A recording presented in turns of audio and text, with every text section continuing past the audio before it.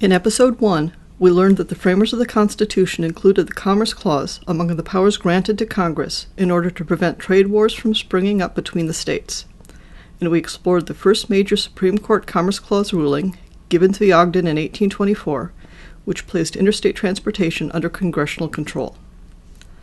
Now we will focus on the next 111 years, when almost all of the Supreme Court's Commerce Clause rulings focused on imposing limitations on governmental power at the federal and/or the state level.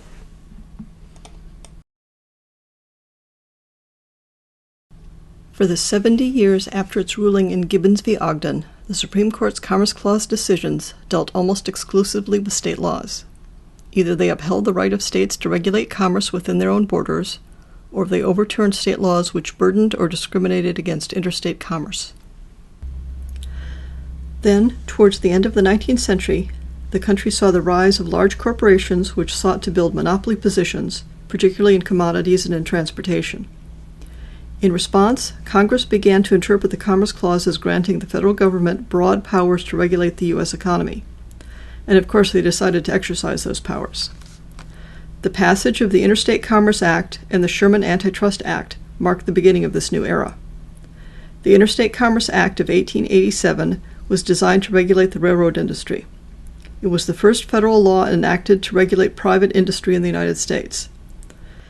The act created the first independent federal regulatory agency, the Interstate Commerce Commission. The Sherman Antitrust Act of 1890 prohibited anti-competitive conduct by private businesses.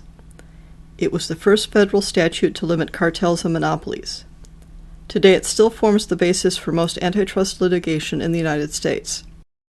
While Congress tried to expand its power, the Supreme Court continued to adhere to a narrower interpretation of the Commerce Clause.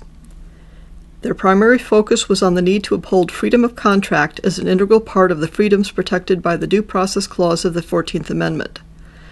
Freedom of contract meant that the government couldn't impose requirements on an agreement freely entered into by two or more individuals.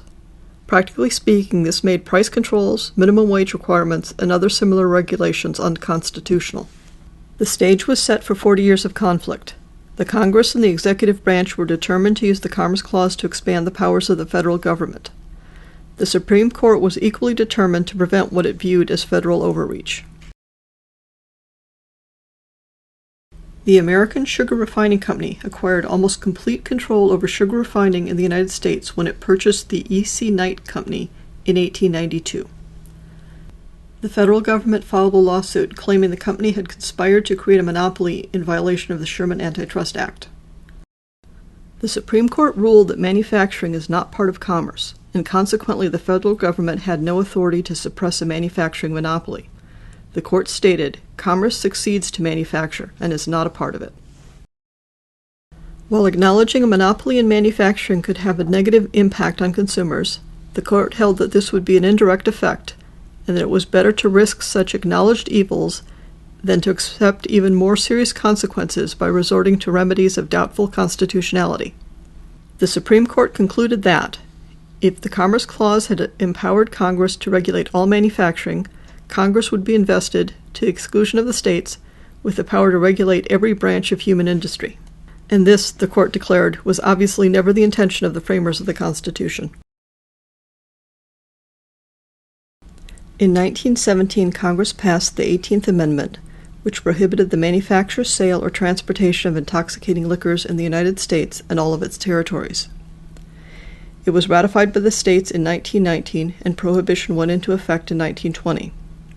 This is significant because it shows up to this point, Congress did not believe the Commerce Clause gave them the power to control or outlaw an entire industry, regardless of the popularity of their action or the perceived benefits to the country. The Great Depression began with the stock market crash in 1929.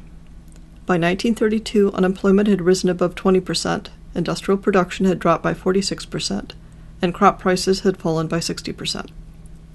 Franklin Delano Roosevelt became president in 1933 and immediately began to work with Congress to implement a series of programs collectively referred to as the New Deal. These programs sought to place the national economy under an unprecedented level of federal regulation to try to stop the decline and stimulate growth. Meanwhile, the majority on the Supreme Court continued to adhere to a limited interpretation of the Commerce Clause. Between 1935 and 1937, the court thwarted one after another of FDR's New Deal programs. To try to stimulate the depressed economy, Congress passed the National Industrial Recovery Act in 1933. The Roosevelt administration issued the Live Poultry Code as a part of the Act's implementation. The code dictated the hours and wages for individuals employed in the live poultry industry in New York City. The Schlechter Poultry Corporation operated a wholesale poultry slaughterhouse in Brooklyn. The federal government charged the company with violating the minimum wage and maximum hours provisions of the Live Poultry Code. The company challenged the federal government's authority to regulate its business, since all of the poultry was sold within the state of New York and consequently was not a part of interstate commerce. The case reached the Supreme Court in 1935. The federal government claimed the regulations were necessary because of the grave national crisis with which Congress was confronted. The court countered that this argument was irrelevant because extraordinary conditions do not create or enlarge constitutional power, and therefore Congress is not at liberty to transcend the imposed limits because they believe more or different power is necessary. The court ruled Congress could not regulate commerce related to poultry which had come to a permanent rest within the state, because it could no longer be considered part of interstate commerce. In finding in favor of Schlechter, the court held that there had to be a formal distinction between activities which directly affect interstate commerce and those which affect it only indirectly. Direct effects could be regulated by Congress, indirect effects could not. The Supreme Court concluded that, without this formal distinction, there would be virtually no limit to the federal power, and for all practical purposes, we should have a completely centralized government. In 1933, Congress enacted the Agricultural Adjustment Act in response to what it saw as an economic emergency, the falling prices of agricultural commodities. Their goal was to reduce the supply of agricultural products in order to drive prices back up to their levels before the start of the Great Depression. The statute taxed processors of agricultural products, such as textile mills, and used the money to pay farmers to reduce the amount of land they put under cultivation. In its ruling, the Supreme Court stated that it was not within the court's purview to either approve or condemn legislative policy. Its sole concern was to determine whether or not legislation was constitutional. The question is not what power the federal government ought to have, but what powers in fact have been given by the people. The court noted that the act did not regulate either interstate or foreign commerce, but a purely local activity, the price farmers received for their crops. They ruled that regulating such an activity was not one of the constitutionally enumerated powers of the federal government. Powers not granted are prohibited. None to regulate agricultural production is given, and therefore legislation by Congress for that purpose is forbidden.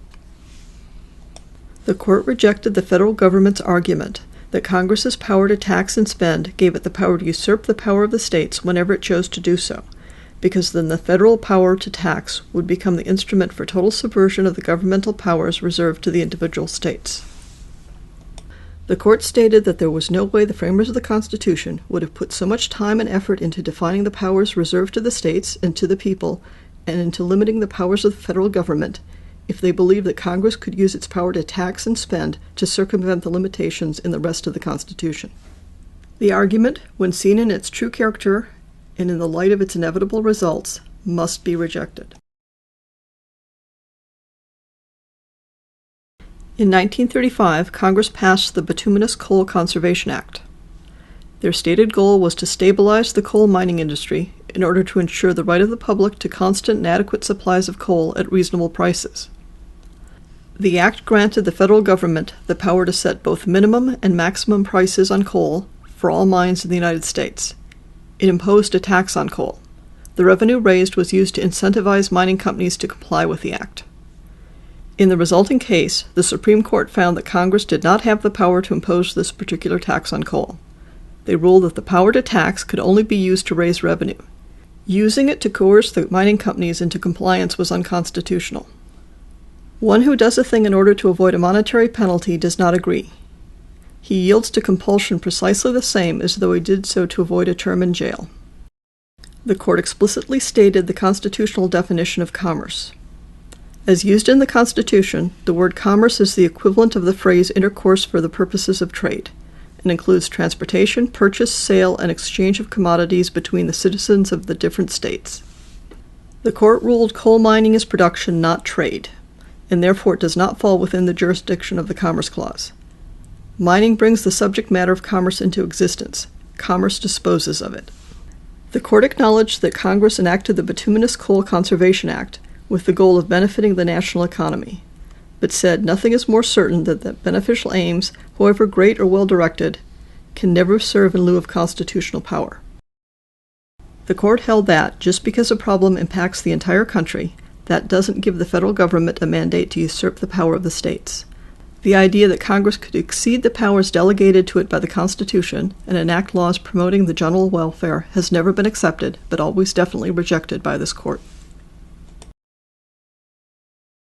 To summarize, in response to the rise of large corporations, which sought to establish monopolies in the second half of the 19th century, Congress began to actively regulate business, beginning with the Interstate Commerce Act and the Sherman Antitrust Act.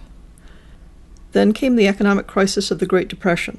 The President and Congress decided that the Commerce Clause gave them the authority to enact a series of laws, granting the federal government broad powers to control wages, prices, working conditions, and labor relations in an effort to stop the economic slide and to stimulate growth. This broader interpretation of the Commerce Clause was repeatedly stymied by the Supreme Court, which held to the traditional definition of interstate commerce as buying and selling across state lines. Under this interpretation of the Constitution, all forms of production, such as manufacturing, mining, and agriculture, were not commerce and therefore could not be regulated by the federal government. Conditions were ripe for a showdown. To find out what happened next, check out Episode 3, The U-Turn.